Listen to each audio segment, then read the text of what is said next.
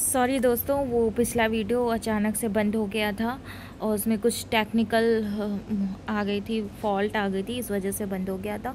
तो हम कहाँ पे थे? हम ये थे कि जो है सोसाइटी इंडिविजुअल को बनाती है, इंडिविजुअल के रोल असाइन करती है। अब वही कहा गया है कि सोसाइटी के जो भी इंस्टीट्यूशंस हैं वो आपस में इंटरडिपेंडेंट हैं। जैसे रिलीजन हुआ और फैमिली हुआ, किनशिप हुआ, तो आपस में एक दूसरे से इंटर रिलेटेड है। If you alter one in part, then it will create huge chaos in the society। मतलब अगर आप एक सोसाइटी में कुछ बदलाव कर रहे हैं तो बिना लॉ के लाए, बिना ऐसा कोई नियम ले आए कि जिससे सोसाइटी का अगर जैसे आप यहाँ पे रिलीजन को अपोज कर रहे हैं तो कोई लॉ भी नहीं है आपके पास कि आप सोसाइटी में अगर क्योज हो जाएगा तो आप कैसे सॉल्व करेंगे उसकी, सोसाइटी की कैसे वो करेंगे। सोसाइटी क्या करता है? इंडिविजुअल्स की नीड्स को सेटिस्फाई करता है। जैसे अब कोई बच्चा है तो अब भाई अगर मदर उसका ख्याल रखेगी, सोसाइटी ने बताया ना कि मदर को बच्चे का ख्याल रखना चाहिए। अगर मदर बच्चे का ख्याल नहीं रखे तो वहाँ पे बहुत क्यूज हो जाएगा। तो ऐसी स्थिति में आपको कुछ ना कुछ तो सोल्यूशन देना ही पड़ेगा अगर आप नकार रहे हैं तो इन्होंने कहा कि बहुत ज़्यादा क्यूज हो जाएगा, उथल पुथल मच जाएगी सोसाइटी में। क्योंकि फैमिली, नेबरहुड, ये रिलीजन, ये सब क्या है? छोटी छोटी ज़रूरतें हैं जिसमें इंडिविजुअल सरवाइव करता है। अब जैसे कंजर्वेटिव ने किस पे फोकस किया? नॉन रेशनल फैक्टर्स पे। नॉन रेशनल फैक्टर्स मतलब हमारे रिचुअल्स पे, हमारी जो रिचुअल्स हैं वो सही हैं।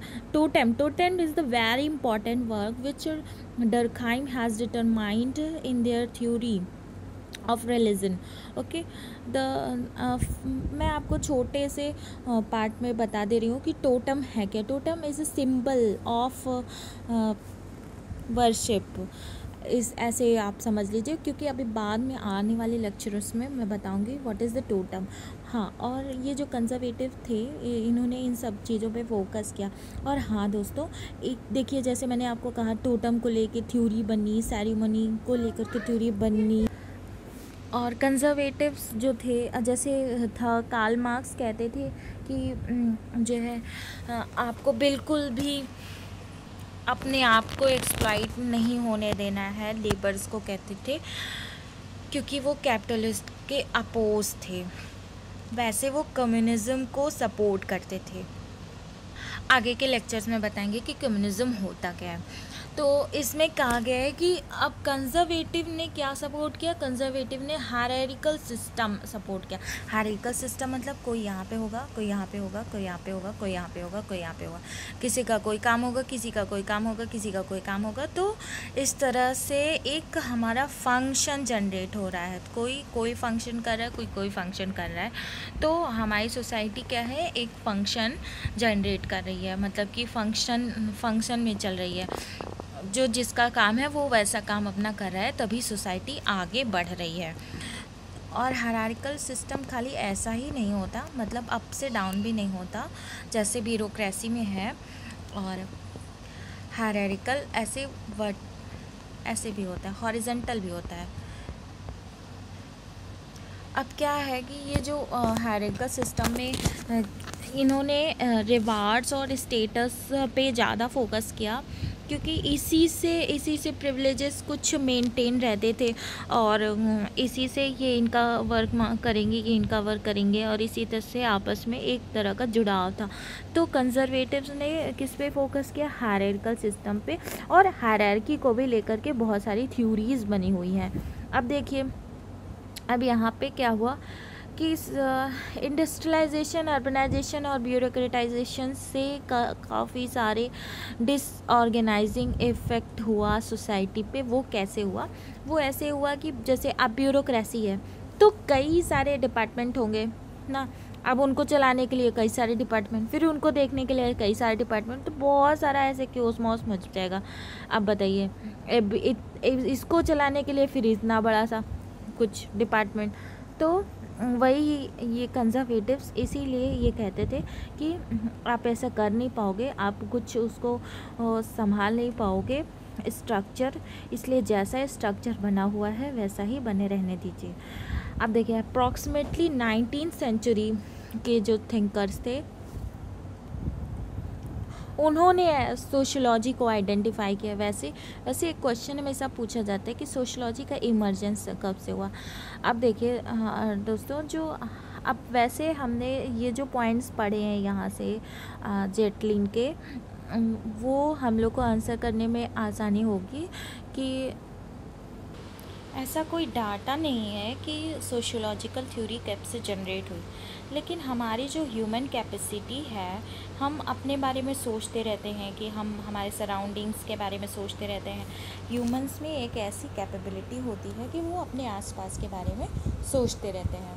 तो क्या हुआ, सोचने समझने की क्षमता तो है, आसपास के बारे में सोचते हैं।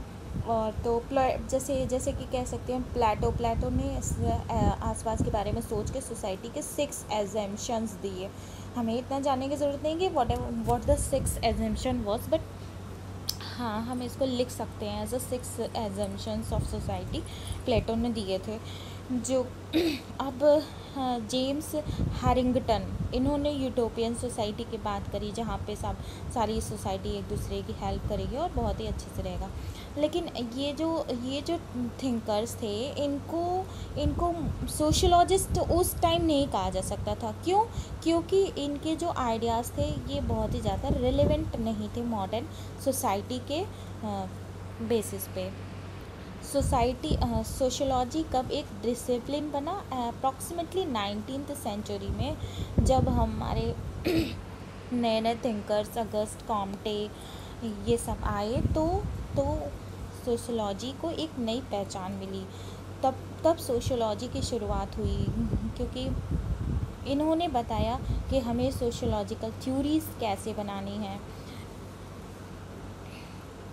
अब जैसा कि हर कोई भी इंटेलेक्चुअल फील्ड होती है, वो अपने सराउंडिंग से तो शेप्ड होती ही है।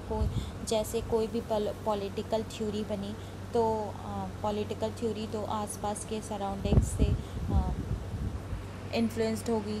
साइंस अगर बन रहा है तो जैसे आसपास में क्या एक्टिविटी हो रही है उससे साइंस का थ्योरी बन रही है। तो उसी तरह से सोशियोलॉजी भी अपनी सोशल सेटिंग्स से बनी। लेकिन इसमें ख़ास बात क्या है, जो हमारी सोशल सेटिंग्स है ना, सोशल सेटिंग्स जैसे हमारे रिलेशनशिप्स आपस के, और हम कैसे एक दूसरे से कनेक्ट हैं, कैसे सोसाइटी एक दूसरे से बिहेव करती, क्या कस्टम्स बिलीव्स हैं, ये क्या इफ़ेक्ट करते हैं। तो ये जो सोशल सेटिंग्स है यही इसका सब्जेक्ट मैटर बन गया। तो सोशोलॉजी का सब्जेक्ट मैटर तो क्या बन गया, सोशल सेटिंग्स ही सोशोलॉजी का सब्जेक्ट मैटर बन गया। अब आने वाले लेक्चर्स में हम पढ़ेंगे कौन कौन से ऐसे इवेंट थे जिसकी वजह से सोशोलॉजी एज अ डिसिप्लिन बना। मतलब सोशोलॉजी को